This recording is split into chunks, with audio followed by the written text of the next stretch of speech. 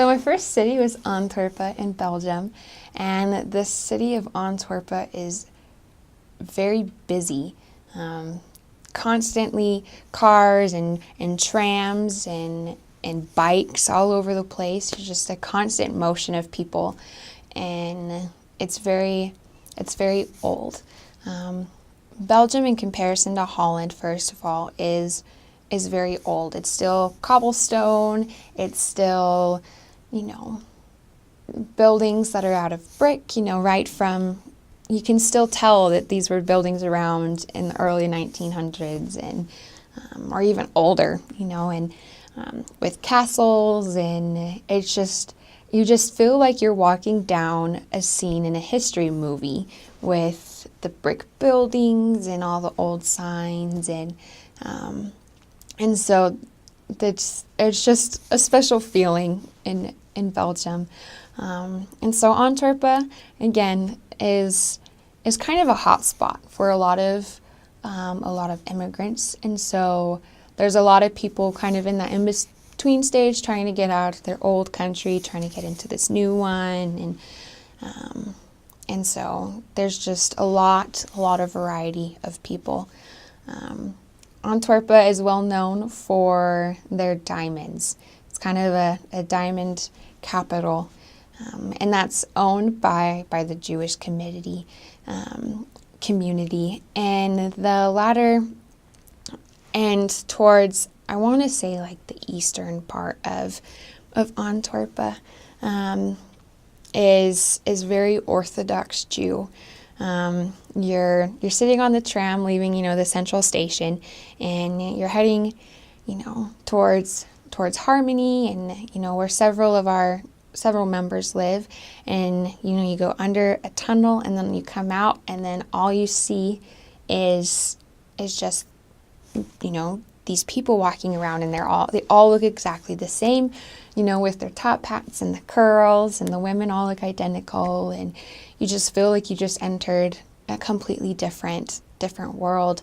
And that's the same way all over Antwerp. There's that area, and there's another area where a population of Africans live, and so it's fun to walk around Antwerp and to feel like you're living in different worlds and meeting so many different people.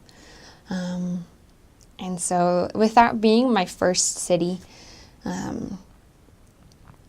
it just kind of was mind-blowing, just trying to learn how to be a missionary, how to talk to people, figure out, systems of travel and systems of talking and approaching people. And so it was very much like a preschool. I felt, where you're just learning new things. And so Antwerp holds a very special place in my heart, being my first city. And then later in another city, I was back in Belgium, so I got to go back to Antwerp a lot for exchanges and other opportunities like that. And so Antwerp was very much like a preschool, just trying to figure out how to be a missionary, and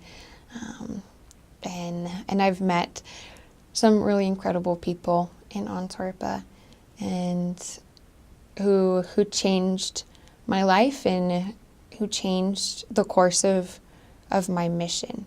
Because, from the beginning there that I learned that, I'm still me, and people need to hear, who I am, and not just, this robot missionary, but that who I am as an individual can reach and touch people. And that was a very defining moment early on in my mission that kind of set the stage for the rest.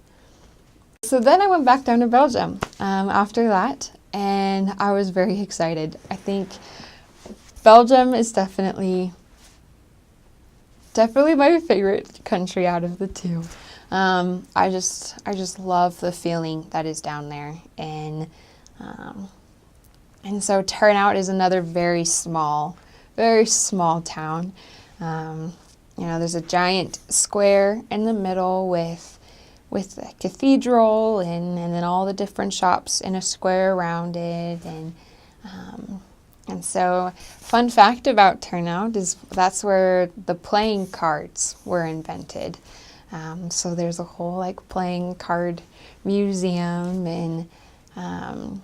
and so they take pride in that too. They have around Christmas time there's carnivals and parades, and they have these ginormous statues. They're like made out of fabric, so they're not like rock statues or anything, but these giant like figures of like the king and the queen and the jack and like the joker and stuff that are around the town, and so it's just the little town is just very fun and very lively. And so in Turnout there's just a little branch, and that is a very solid, strong branch. And I love and admire the determination of those members for the time it takes them to travel to get to Turnout, because again, this is a little town where you have to travel, several minutes, either by bus, to get to the church building,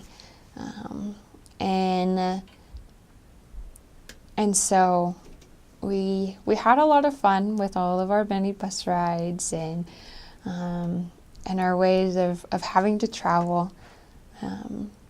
But Turnout was a life-changing area for me.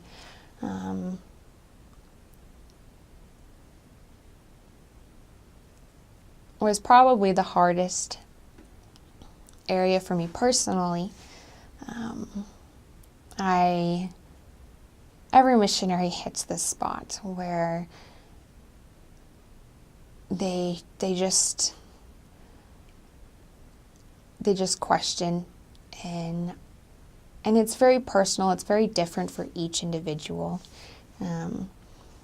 But I don't sugarcoat it. I won't sugarcoat it. It was hard, and I was ready to go home. I remember, laying on the floor by the front door, with my jacket and like my boots and everything, and I was all, on the outside, ready to go, and just on the floor and crying, and right then my mission president called, and he's like, "Sister Young, what are you doing?" And I was like, "President, do you want the honest answer, or do you want to hear what you want to hear?" And he's such a sweet man, and he's like, "Oh, give me the honest answer." And I was like, "President, I am laying on the floor by the front door crying." And he just like, "Oh, Sister Young, why are you crying?" And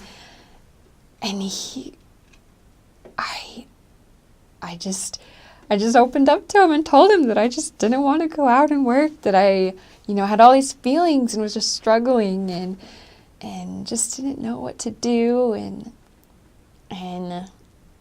so he's like, "Okay." And we had a nice little conversation, and he's like, "Okay, well, go out and just get this last hour of work in, and then you can come home and go to bed." And I was like, okay. And so we did, and we got on our bikes and started biking, and it was raining, and so I got out there and I was like, "Oh, it's dark and it's raining and I just want to go back inside." And we kept going, and we decided to go look up a referral that we had received that we were having a really hard time getting in contact with. So we finally went, and he answered. He was home, and we were having a hard time hearing him through the intercom, and so we went upstairs to talk to him. And he was this man from China, and he had met the missionaries while he was on a business trip in London, and the missionaries took him to their family history center or some sort of visitors center that was focused on the family, and that really touched him. And he was living in Belgium for a year or so for business, and he had no background or understanding of Christianity whatsoever. And so our first lesson was very pure and very raw, just breaking it down piece by piece very simply so he could understand. And he just talked about his wife and his son and how much he wanted, to be with them, and how much it meant to him to have his wife and his son with him. And so it was a very special lesson. And we asked him, as all missionaries do, but we felt that we needed to ask him that if he came to know if these things were true, if he would be baptized. And he's like, well, it'll probably take me a while, but I will. If I understand it, then I will. And I was just so happy. I just felt like I was flying. And we left and it was still raining and dark, and we got on our bikes and we're biking home, and because now we were at his house for an hour and a half, and so we were past curfew, and so I just felt like I was flying, and I made a whole cheesy little song about how he was going to get baptized because I was so excited. And so there were just several moments like that of just complete personal torture and torment. It was just so dark and it hurt, and you just didn't know what you were doing, and just really ready and willing to go home. But then as soon as I finally got the courage to go out, one thing after another, little things like that happened, and we found another young girl from Africa, Teresa, and we had that address because it was the home of a less active or a former investigator. And we went to go look her up, and she led us upstairs, and it wasn't who we were looking for, but immediately she let us in, and we sat and we talked with her, and she was so excited that we were there. She took her picture and sent it home to her family in Africa, and she went and got her Bible that she sleeps with under her pillow, and the next time we went, she told us that she'd been sleeping with the Book of Mormon and the Bible under her pillow, and it was just incredible to see that you may not have the personal strength or the personal confidence to go out and do, what is asked of you, and it may take you a long time to actually get out the door. But when you walk out the door, that the Lord is going to make that time of use and valuable. He's not going to just let it be wasted time. I loved serving in Antwerp. That was honestly one of the favorite times of my mission, was serving in Antwerp. I had the opportunity to serve there for 4.5 months, and that is a beautiful, blessed city. I think some of the interesting things about Antwerp is that it's a port city. It's a city that has long been one of the centers of trade of the world, and with the diamond trade in particular. If you walk out of Antwerp Centraal, the train station there, you see going this way and that way diamond stores. Diamonds, rings, jewelry, you name it, it's sold about 10 steps outside of the train station. And it's one of the world capitals of the diamond trade. And because of that, you have a lot of people from all over the world. Antwerp is a city that has a lot of immigrants. There are a lot of refugees that make it to Europe and that settle in Belgium. And a lot of them will go to Antwerp. I know there are a lot of people from Ghana there. I love to teach them. They were just so much fun to teach, to get to know all these different cultures, all these different people. And when I was there in Antwerp, we had a car, but we also made use of the public transportation there. And it's pretty good. They have tram systems, and if you can really learn to understand the tram systems, there's a tram that goes from A to B, and it just goes back and forth. If you can really understand that and figure out where each of the trams goes to and from, that will help you a lot to get around Antwerp quickly. If you know where the stations are and where the different trams go, that helps a lot. It will save you a lot of time, because even when there's traffic, the trams go through on time. The traffic has to stop and the trams get priority. And then they also have buses. If there's somewhere a tram doesn't go, a bus will get you there just as well. And so the public transportation system in Antwerp is very good. It's like that in most of the mission, but in Antwerp they have a very polished system. It's really good. And I think that one of the really cool things about Antwerp is their centrum. They have, or the city center. It's gorgeous. There's these beautiful old buildings, this tall, towering construction, a nice, wide, open plaza areas. It's a beautiful city center, and it's, even if you don't buy anything, I would recommend going shopping there. It's an amazing place. They have all kinds of great things, but I would definitely recommend going there just to look at it and just to take pictures to remember, because it is a beautiful place. And if you really want to see some interesting things and you want to get some cool souvenirs from Antwerp, there's a place you can go. It's called the Groene Plaats. The green place in English doesn't really make sense, but if you go there, and I recommend this, they have kind of, some tourist shops in the area. So if you want to get some souvenirs, you can go there. But that's where their city hall is, their Stadshuis. And that's a gorgeous building. It has gilded statues and flags hanging there. It's an amazing building. And in the middle of the central plaza area, there's a statue. And that statue is connected to Antwerp's history. And the legend goes that Antwerp it's always been a port city. It's always been a shipping city. But the legend goes that hundreds of years ago, there was a giant who lived in the neighborhood. And he would block the river with his hand when a ship came by. And if they didn't pay the toll, he'd smash their ship and the crew would drown. So of course people paid.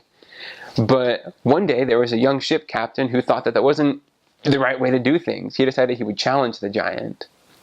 And he had his sword ready, and when the giant commands him to pay the toll, he refuses. And so the giant, raises his hand to smash the ship, but he pulls out his sword and he cuts the giant's hand off. The giant falls to the ground, and he grabs this hand and he throws it. And that's where the city gets its name, because the Dutch word for hand is hand. And there's an slightly older Dutch word for to throw, and it's werpen. Hand, werpen, Antwerpen. And that's what the name of the city means. It's the throwing of the hand. And that's what the statue is. It's that young man, and he's throwing the hand. And they've got the giants down there underneath him. You can just see him standing up and just throwing the hand as hard as he can. And that's such a cool statue to see. I know my teachers told me about it. Other missionaries told me. I thought it was so cool, and I got to see it myself. That is one thing I would say. If you live in Antwerp, you've got to go and see that statue. And the members will be able to tell you where it is. Missionaries that have been there for a while will tell you where it is. It's something that's definitely worth seeing there. There's a lot of different trades that go on in Antwerp. It's a very normal city in that aspect.